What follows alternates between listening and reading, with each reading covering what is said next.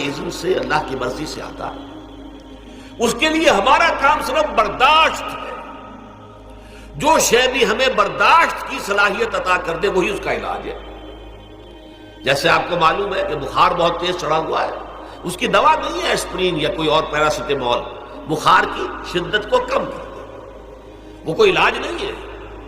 علاج تو ہوگا اگر معلوم ہو کہ کون سے جراثیم ہے، کس کی وجہ سے ہے، اس کا صحیح اینٹی بایوٹک کون سا ہے، وہ علاج ہوگا۔ یہ علاج نہیں ہے، لیکن اس کی شدت کی کمی اور اس کے اندر جو احساس ہے جھیل جانے کا، وہ انسان کے لیے آسان ہو جاتا ہے۔ یہی مضمون آیا ہے سورہ حدید میں بھی، ما اصاب من مصیبت فی الارض ولا فی انفسکم، یہاں کھول دیا اس مضمون کو۔ میں نے عرض کیا تھا نا کہ یہ آفت سماوی بڑے پیمانے پر بھی ہو سکتی ہے، زمین میں یعنی زلزلہ آ گیا، فلڈ آ گیا، طوفان آ گیا، ولا فی انفسکم، خاص تمہاری جان میں، تمہیں بخار ہو گیا، تمہیں ٹی وی لگ گئی، تمہیں کوئی اور بیماری آ گئی، تمہیں کینسر ہو گیا، معاذ اللہ ہوتا ہے، آخر ہوتا ہے، دنیا میں انسانی زندگی کے ساتھ یہ ساری چیزیں لگی ہوئی ہیں۔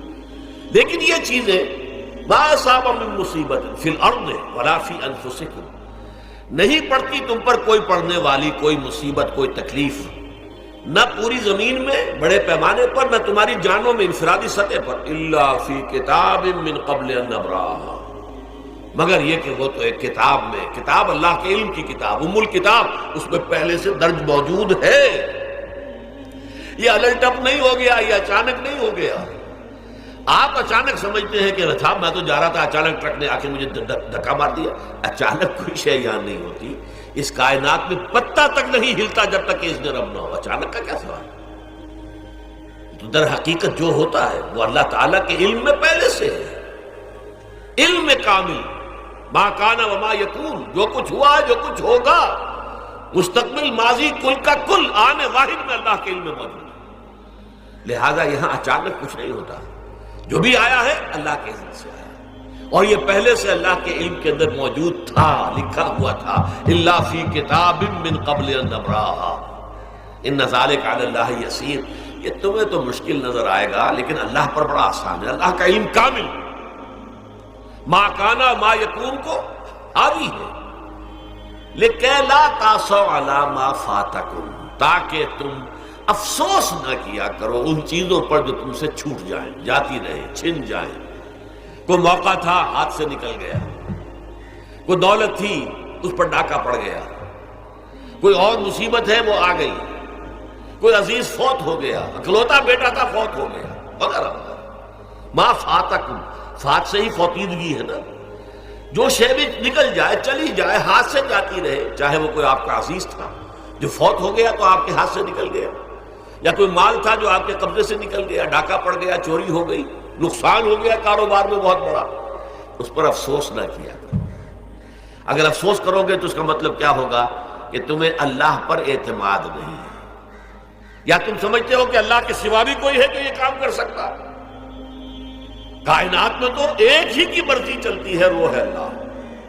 لہذا اگرچہ وہ کسی کے ذریعے سے تکلیف آپ کو پہنچی ہے، کسی نے آپ کو پتھر مارا ہے، وہ پتھر ہو سکتا ہے آپ کو نہ لگتا، لگ گیا ہے تو اللہ کے فیصلے سے لگا ہے، اس کا باپ بھی نہیں پتھر مار سکتا آپ کو اگر اللہ کا اذن نہ ہو۔ لہذا آپ پتھر مارنے والے کو بھی مجرم سمجھیے، ٹھیک ہے، اس سے بھی قصاص لینے کا آپ کو حق ہے، لیکن یہ جان لیجئے کہ جو آیا ہے پتھر وہ اذن رب سے آیا ہے۔ اب ظاہر بات ہے کہ اگر یہ کیفیت ہوگی تو غصہ اتنا نہیں ہوگا اس شخص پر کہ جس نے یہ کام کیا ہے، بلکہ ہو سکتا ہے آدمی مسکرا کے رہ جائے، جیسے کہ وہ میں واقعہ سناتا رہا ہوں اپنے دروس میں کہ ایک درویش منش آدمی جا رہا تھا، جو رب کرے سو ہو، جو رب کرے سو ہو، جو رب کرے سو ہو۔ کسی شخص نے پتھر اٹھا کر دے مارا، اس کے سر پہ لگ گیا کہ اس نے پیچھے پلٹ کر دیکھا کس نے مارا ہے۔ اس نے کہا مجھے کیا دیکھتے ہو، جو رب کرے سو ہو، یہ تو رب کے مارنے سے۔ اس نے کہا مجھے تو یہ پتھر رب کے مارے ہی لگا ہے، لیکن میں دیکھ یہ رہا تھا بیچ میں کس کا منہ کالا ہو گیا، اپنے لیے کس نے ایک گناہ کما لیا، اپنے لیے کس نے ایک مصیبت جو ہے وہ مول لے لی، وہ بیچ میں تم آ گئے ہو۔ پتھر اللہ کی طرف سے آیا ہے، لیکن اس کا عذاب، اس کا وبال تم پر آ جائے۔ بہرحال یہ تو میں نے عرض کیا آپ کے سامنے، وہ چیزیں کہ جو آ جاتی ہیں، وہ تکالیف و مصائب جو اللہ کی طرف سے من جانب اللہ ہے، اس میں آپ کسی کو مورد الزام نہیں ٹھہرا سکتے، وہ آپ پر آ گیا۔